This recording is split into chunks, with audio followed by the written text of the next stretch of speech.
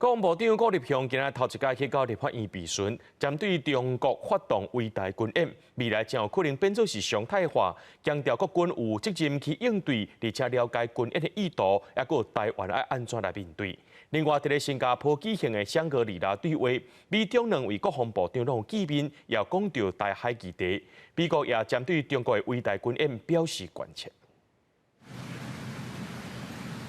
美中双方人马陆续进入会场，美中防长奥斯汀甲当军出席新加坡香格里拉对话，31下晡12:50正式进行2022年以来头一届会面。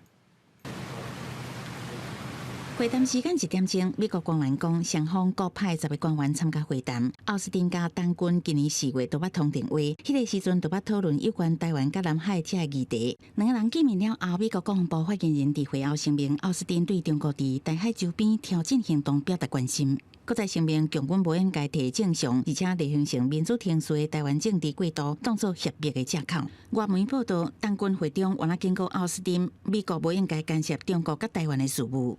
向台独分裂势力发出严重错误信号，中方坚决反对。我们敦促美方切实纠正错误，恪守一个中国原则。那美中伫香格里拉对话周边举行会晤，英俄马纽先5国防长也伫会议期间宣布，今年会伫印太举行更侪深入的大型军演。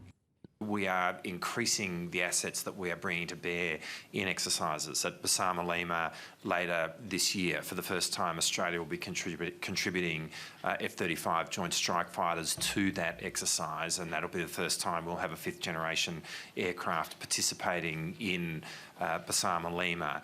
5国防长已经同意今年要举行军演，会牵涉到无人机、第5代战机加侦察机的演练。针对中国顶礼拜举行宽大军演，经过总统赖清德带动政府战争，咱国安局也示警，军演的常态化。国防部长顾立雄表示，国军有责任好好应变。那国军重要的是，对每一次面对这个相关的军演的时候，我们要妥善的应处，这个是国军的一个责任。